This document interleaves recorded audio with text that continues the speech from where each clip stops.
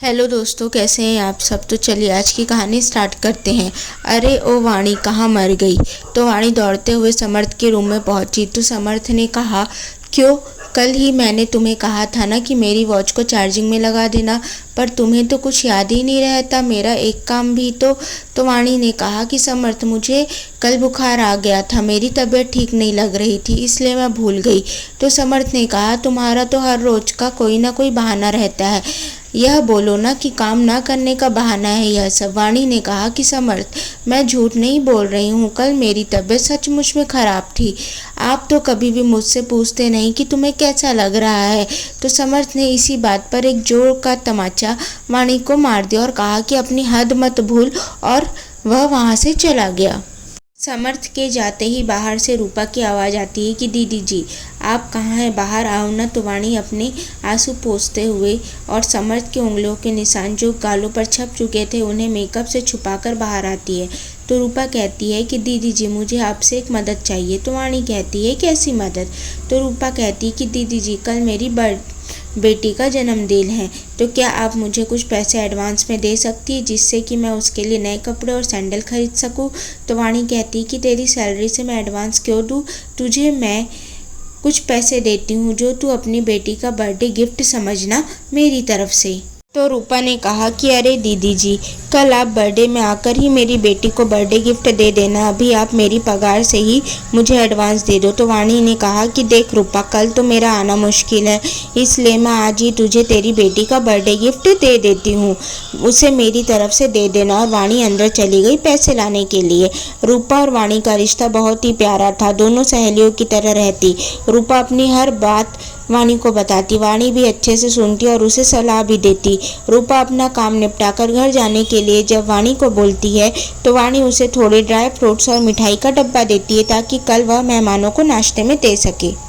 रूपा के जाने के बाद वाणी को उसकी सास का फ़ोन आता है कि बहू, कल तुम अच्छे से तैयार होकर 5 स्टार होटल में पहुंच जाना। मैं तुम्हें बता दूंगी कि कल कौन से होटल में आना है, हम लोग भी कल वहीं पहुंचेंगे।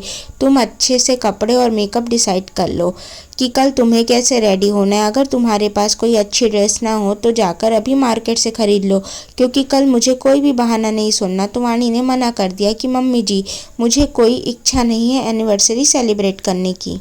वाणी को पता नहीं था कि समर्थ भी कॉल पर है। उधर से समर्थ की आवाज़ आती है कि तुम्हारी हिम्मत कैसे हुई पार्टी के लिए मना करने की, तुम्हें जितना बोला गया है चुपचाप उतना करो।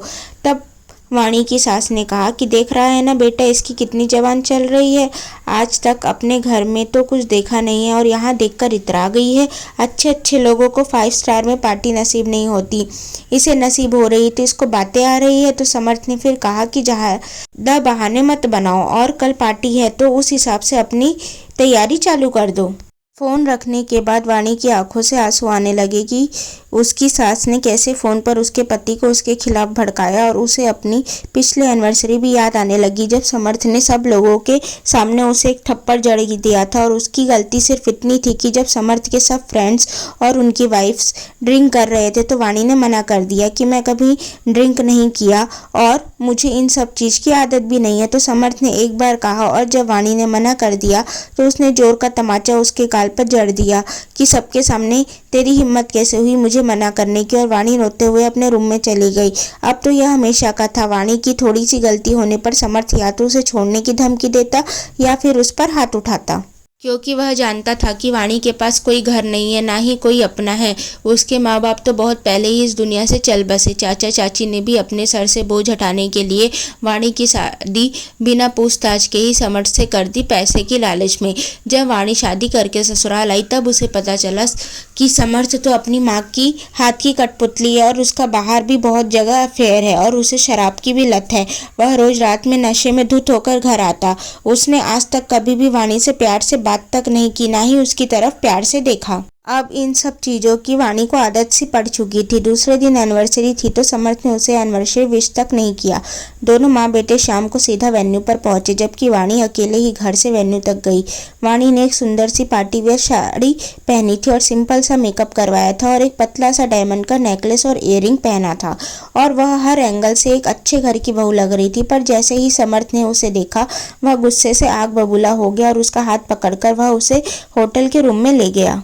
रूम में पहुंचते ही वाणी ने समर्थ को कहा कि आप इतना गुस्सा क्यों हो रहे हैं और इस तरह मुझे रूम में क्यों लाए। तो समर्थ ने कहा कि तुझे किसने बोला था यह गवारों जैसी साड़ी पहनने के लिए और ये घटिया सा मेकअप करवाने के लिए। हमने कहा था ना तुझे कि किसी अच्छी शॉप में जाकर कोई अच्छी गाउन या ड्रेस ले लेना, पर तुझ में इतनी अकल ही कहाँ है। तू हाई सोसाइटी में जैसे लोग रहते हैं वैसे रहे। तू तो ठहरी गरीब और देहाती लड़की। इतने में ही समर्थ की माँ भी वहाँ आ गई और वाणी से कहती कि लगता है कि तेरे आजकल ज़्यादा ही पर निकल आए हैं। इन पर को काटना मुझे भी आता है। मैंने तुझे बोला था ना ड्रेस के लिए, तो तूने यह क्या पहन लिया। और एक बात याद रख, अगर मेरे बेटे ने तुझे छोड़ दिया तो तू कहाँ जाएगी। एक तलाकशुदा लड़की का जीवन तुझे पता ही होगा और तेरे चाचा चाची तो तुझे पूछते भी नहीं, तो तू तो ना घर की रहेगी ना घाट की रहेगी। तो इसलिए जैसा हम कहते हैं वैसे ही चुपचाप किया कर, अपना दिमाग मत चलाया कर। तो वाणी ने कहा कि समर्थ, साड़ी में क्या प्रॉब्लम है, यह तो और क्लासी लुक देता है और मेकअप भी मैंने उसी पार्लर से करवाया जो पार्लर आपको पसंद है। तो समर्थ ने कहा कि तू ज़्यादा अपना मुँह मत चला। फिर समर्थ ने आगे कहा कि रुक, मैं अभी तेरे लिए एक ड्रेस ऑर्डर कर रहा हूँ, उसको पहनकर जल्दी से रेडी हो जा। तो वाणी ने कहा कि मैं ड्रेस चेंज करने वाली नहीं हूँ, मुझे यह साड़ी ही बहुत अच्छी लग रही है। तो समर्थ ने जैसे ही अपना हाथ उठाया उसे मारने के लिए, पता नहीं वाणी में कहाँ से इतनी हिम्मत आ गई कि उसने समर्थ का हाथ पकड़ लिया और कहा कि ओह मिस्टर, अगर आइंदा से मुझ पर हाथ उठाया तो मैं सीधा पुलिस के पास चले जाऊंगी और आप पर घरेलू हिंसा का आरोप लगा दूंगी। तब फिर देखना आपके घर की इज्जत कहाँ जाती है। फिर सास ने कहा कि आजकल तेरी कुछ ज़्यादा ही जबान चलने लगी, अगर मेरे बेटे ने तुझे छोड़ दिया तो तू कहीं की नहीं रहेगी। तो वाणी ने कहा कि सासू माँ, मेरे ख्याल से तो आप तो एक समाज सेविका है। अगर मैं इन 200 लोगों के सामने जाकर आपकी पोल पट्टी खोल दूँ तो सबको यह पता चल जाएगा कि दूसरों के घरों में बहुओं पर अत्याचार करने पर आप उनके खिलाफ मोर्चा निकालती है और जब अपने घर की बहू की बात आती है तो आप उस पर हाथ उठाते हैं। तो सभी लोग आप पर थू थू करेंगे और शायद यह भूल गए कि मैं एक पढ़ी लिखी लड़की हूँ। शादी के पहले भी मैं जॉब करती थी, तो शादी के बाद भी मैं जॉब करके एक अच्छी ज़िंदगी जी सकती हूँ। तो आइंदा से मेरे ऊपर हाथ उठाने से पहले या मुझे कुछ गलत बोलने से पहले 10 बार सोचिएगा। और चलिए अब आप दोनों बाहर, सब कोई आपका इंतज़ार कर रहे हैं। इतना कहकर वाणी रूम से चली गई। सो दोस्तों, अगर आपको यह कहानी पसंद आए तो प्लीज़ इस कहानी को लाइक करें, शेयर करें एंड चैनल को सब्सक्राइब करें। Thank you for watching. Thank you.